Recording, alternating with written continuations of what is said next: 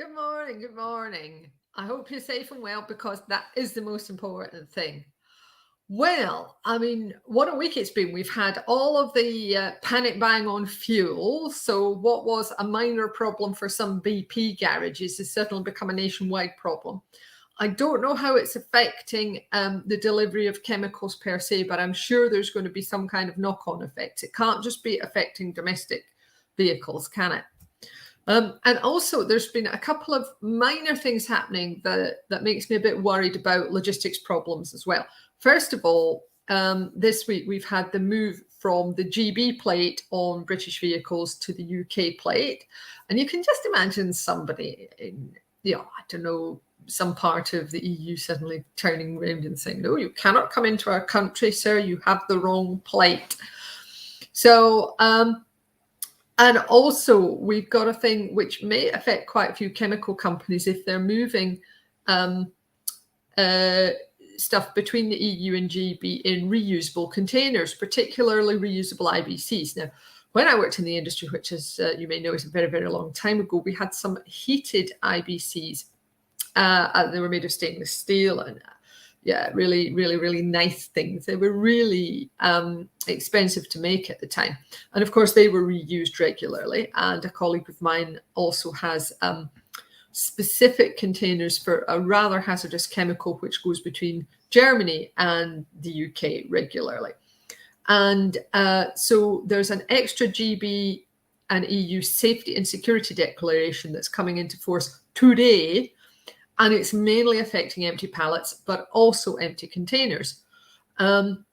So thanks very much to Mark Rowbotham of Portcullis ISC, who sent through this link. It's to Lloyd's loading list, which explains what's involved with it all. So it's something that's going to directly affect the chemical industry if you've got reusable containers. But what worries me is also the empty pallets, because we've seen already how empty freight containers, we had the logistics crisis where there were too many empty containers at Felixstowe and not enough across in China. And it's surprising how the ancillary things can actually add up and create a crisis. And we've just got enough on with logistics. We need everything to work as absolutely smoothly as possible. So anyway, I hope that bit of news is interesting, but not too worrying for you. And of course, it's Friday, so that means we get not one, but two reasons to be cheerful video. Obviously, we've been doing new spitting image, and this one is direct from Steve Marks at Airedale Chemicals, one of the ones he recommended to me, which is Boris has a Halloween seance. And it is really good. And in the spirit for us oldies, I thought, well, we can't just have a new spitting image. What is a counterpart to that one? And I thought it's got to be The Cabinet Goes for a Meal. There we are. Ah, yes. Can you imagine what the situation under coronavirus would have been like if it happened in the Thatcher years, when we actually had a scientist in charge of the country?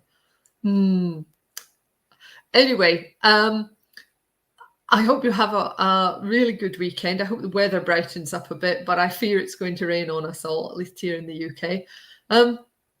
And take care of yourselves, and I hope to see you again on Monday. Bye.